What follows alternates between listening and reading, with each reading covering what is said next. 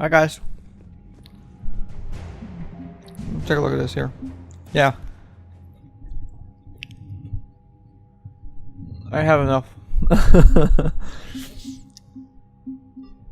Quite literally.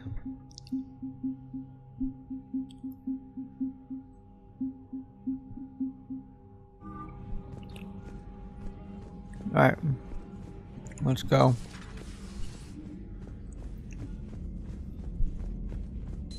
To the Citadel DLC, finally!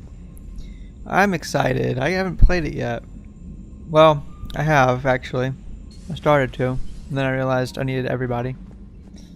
So...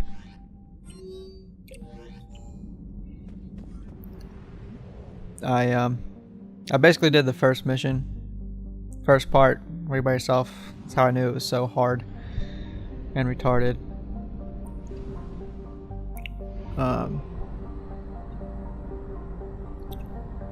I'll be honest, I don't really care about the rest of these. Let's go.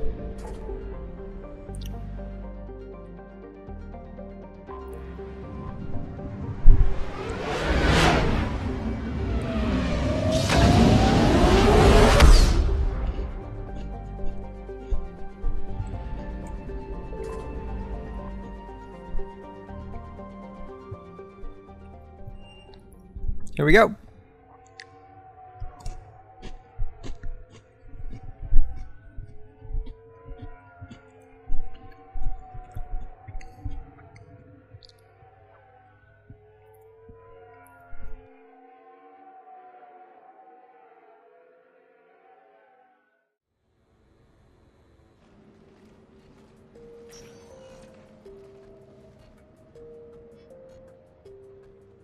Commander, I've got Admiral Anderson on the QEC. Patching him through to you now.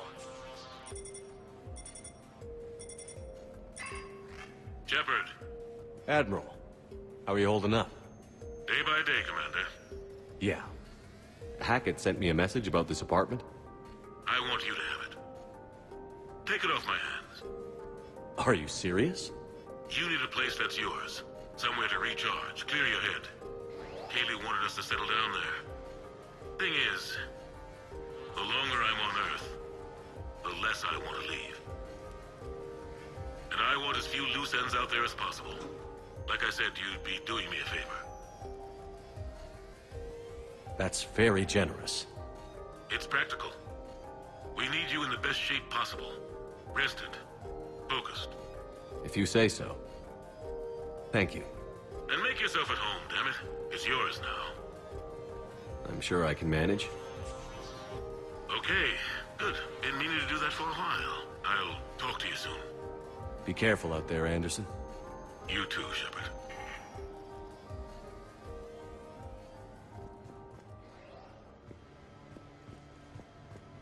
It's a pretty awesome place. Let's go ahead and You never asked me do that. about this, but my wife just called. My ex-wife. Nobody likes to talk about the toll that long months apart can have on military relationships. She wasn't military. She couldn't handle it. But it's not even about military and non-military, damn it. It's space flight. Space flight.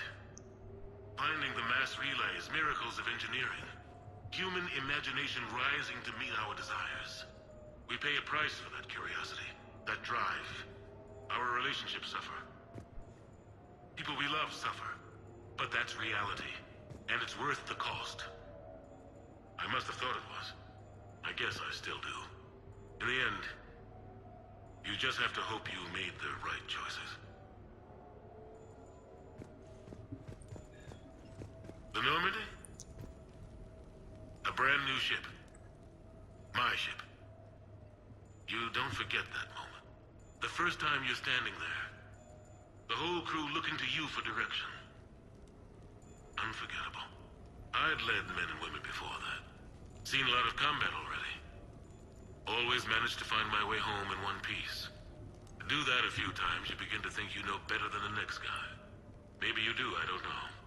But if you're lucky, really lucky, you find yourself on a good ship, in front of a good crew. A crew you can trust with your life.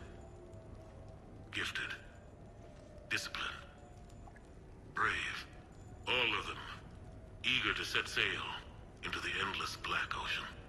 I still remember my XO asking what my orders were. Shepard, I said, let's see what we can find. Yeah, there's a lot of those things that we have to go look through. Or listen to. Embarrassing moments? I've got more of those than anyone will ever know. Only way to learn something. But if I had to pick one to share... I had just gotten promoted to N7. Full of myself. King of the castle. Found myself buying drinks for undesirables in some rundown bar in the wards. They toasted my recent promotion. Hell, they would have toasted Batarian slavers if it had got them more drinks. About the time my money ran out, my new friends turned on me. I was outnumbered. Things didn't look good. My plan to get out of there involved lots of punching. Well, that worked for a while. Then a table hit me. Or I fell down. When I came to, I saw a Solarian putting the rest of the troublemakers down. A Solarian? Moved like a damn cat, I swear. When everybody was out cold. Or running. He walked over and helped me up. N7, he asked. Yes, sir, I replied. He looked over my collection of unconscious friends, nodding. Not bad, human, he said. And he walked away. I had met my first Spectre. Learned an important lesson that day. No matter how good you think you are, there's always somebody quicker, faster, and a hell of a lot smarter than you just around the corner. That little lesson's kept me alive more than once since then.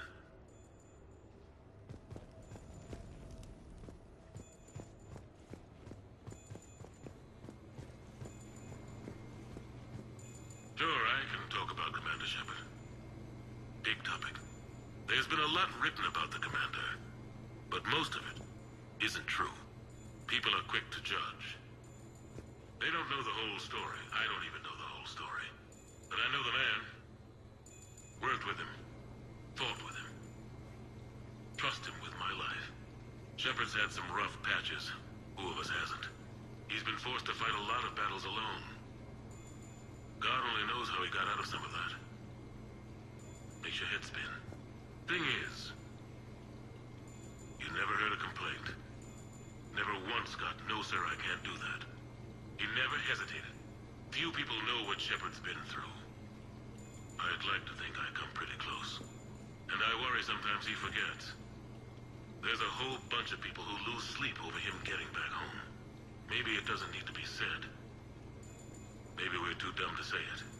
Soldiers like the Commander are rare. Men like Shepard, even more rare. Alright. There's the Normandy. That's cool. Stereo. Bathroom? Okay. I have your new questions here. As a leader, do I ever feel that the end justify the means? Spirit of law over word of law. I'm not going to touch that with a 10-foot pole, but I think I know what you're after. You're referring to the way I, arranged to have the Normandy released to Commander Shepard before the Battle of the Citadel. I'm not sure how valuable hindsight is to the military. Obviously, it worked out for the best. Without the Normandy and Commander Shepard free to do what they needed to do, what we needed them to do, Saren might have taken the Citadel. I think it's clear what a different galaxy this would be if that had happened. I did what I had to. If I had been wrong, I would have gladly accepted the repercussions. The real trick is never being wrong. If you're looking for more action and less philosophy in these notes, let me know. Alright. I like the philosophy. It's good.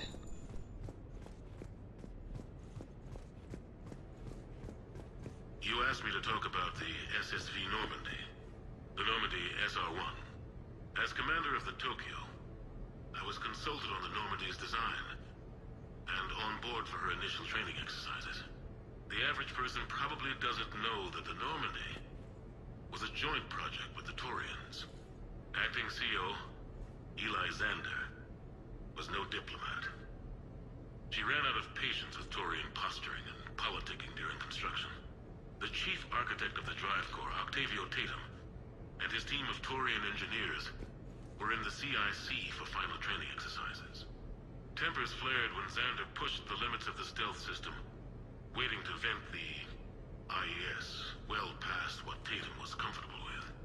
I tried to calm the situation, but it still ended with the Taurian scientist in shackles and a human-Taurian fistfight at Korra's den later. Funny now, when I first laid eyes on the Normandy, she was the most beautiful thing I'd ever seen. Day after that training run, Admiral Wright found me on the bridge. She's yours, he said. Can't trust her to Xander. Send me a list of crew from the Tokyo you'd like, and prep for your first mission. Short command thanks to Saren. Still, one of the highlights of a long career. Yep, I remember that. SR1. Jeez, man. It's like... brings you back. The Taurians? Well, I might not always see eye to eye with the politics and the individual, but I have a great respect for the Taurian military. Any Alliance soldier lucky enough to take part in their training programs will certainly be better for it. Their precision, skill, and discipline come together in a way that's second to none. Not that I'm faulting our own people or training. It's just that after fighting Taurians in the First Contact War, years later, I had the opportunity to observe and train on Palaven. It was a turning point for me, and I would encourage any soldier to try it. It's a unique experience to put yourself in the squad of a Taurian commander.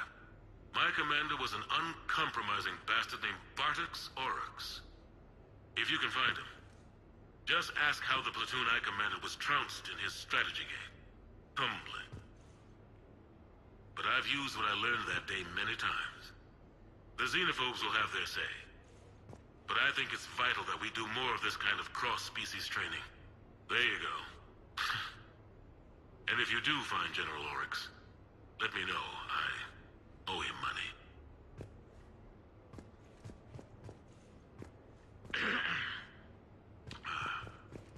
Okay. So, Tombstone data. Admiral David Edward Anderson. Not sure why anybody would be interested, but thanks for asking. I was born in London, June 8th, 2137. The last of 3 children born to Ursula and Paul Anderson. A nurse and a flight mechanic, respectively. But that's a little dry. And someone's gonna spice this up, right? Never been much for the spotlight. Anyway, where was I? It was a second marriage for my parents. They were almost 50 by the time they had me.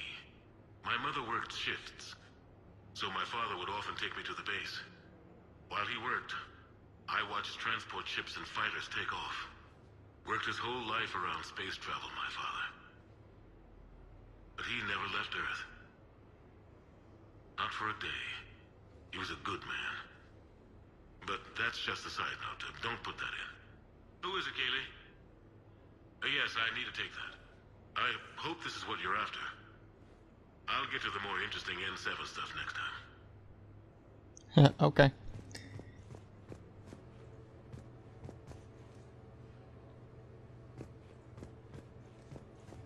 Armor locker, weapons bench.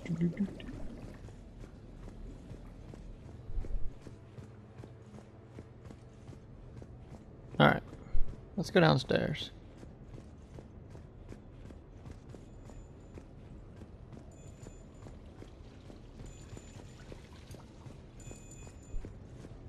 Alright, let's watch the TV, shall we? A few months ago, I had a chance to sit down with one of Earth's most decorated soldiers, Admiral David Anderson. He was kind enough to answer my questions and talk about his career. Today the Admiral is on Earth, leading the defense of our home against the Reapers. We have no communication with him or any soldiers on Earth, but we can't forget what they're doing for us. Tonight's show is dedicated to all of the soldiers out there, fighting and dying to keep us safe. Admiral Anderson, today marks the 30th anniversary of the N7 program. Can you describe your first day of training in this now famous program? The Interplanetary Combatives Training Program is all business from day one. How so? We're given basic gear, then separated and stranded on an asteroid with no nav data. The test ends when the last person runs out of oxygen. Sounds daunting. What happens to the ones who run out of air first? Out of the program. The best N7s can survive alone, but work together to survive even longer. That's very impressive, Admiral. Deep space survival training. That has to be so difficult. All of it would take such strength of character. Well, just plain strength. But then you seem like a strong person. I'm sorry. Is there a question in there? Well, does the program make the man? Or do you think you were born for this? It's a bit of both, I suppose. Every soldier reaches a point in their career, sometimes more than once, when they are asked to give more than they ever thought they could. That moment is the test. I've seen men and women, almost sure to fail, persevere long past the point of breaking. That experience changes them. Others, with all the gifts and abilities, fail in that moment. Sometimes they pick themselves up and carry on. Sometimes they're just done. What about you? What was your moment? I've had a few, none of which I'd like to share. But, I think the toughest tests are still ahead of me. What makes you say that? Call it a hunch. Soldier's intuition? Something like that. Do you trust your intuition? I mean, do you follow your heart over your mind? Well, it depends on the day. No, I suppose if I were to be honest, I do trust my instincts. The problem is, war isn't orderly. And the enemy is never predictable. Even the most experienced veteran is going to find themselves in situations they haven't trained for. In those instances, and there's more than I'd like to admit, your instincts are the only thing keeping you alive. That, and the men and women you're fighting beside. But soldiers are only as good as their leader, isn't that true? Yeah. A good leader can make an okay squad great.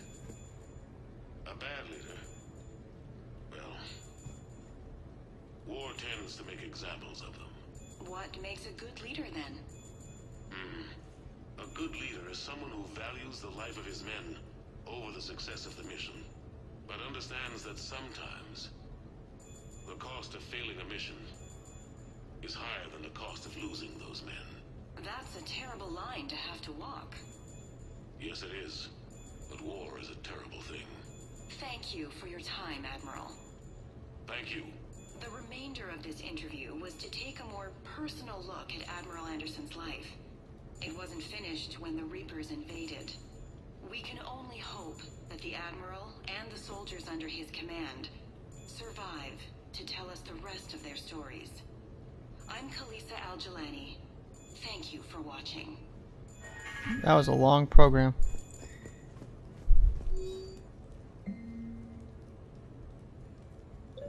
Alright.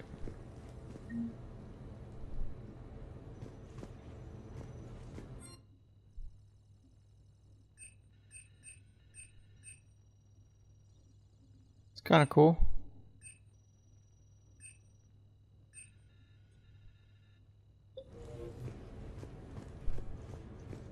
No, it's fine. I got a few minutes. First contact war? Yeah. I was there. My first real combat.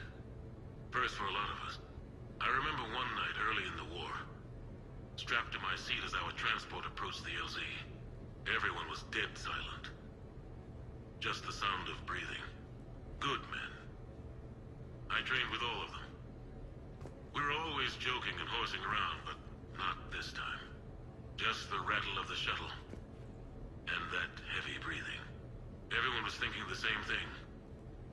We're off to fight alien invaders. Aliens. Think about that. We all grew up wondering what was out there. If we were alone in the universe. Now we knew. We weren't alone. And we were in trouble. So there we were. About to face an enemy as different and unknown as we could imagine. I knew I had to say something, keep the men relaxed. So I turned to the soldier beside me, Hendricks I think, and asked him how his mother was doing. Fine, he said. Why? Because I heard your mama so ugly the Marines thought she was a Turian. Almost shot her. I got a few smiles. Then Hendricks turned to me and said, Hell, Anderson, I heard it was a picture of your mama that started this goddamn war in the first place. Scared the Turians shitless. Everyone had a good laugh at that. And the boys fought great that night. Sometimes that's all it takes. A joke, a pat on the back. Just a little reminder that everything's gonna be okay. Alright guys, thanks for watching the apartment part. Let's stay tuned for the next part. Please subscribe, and I'll see you guys next time.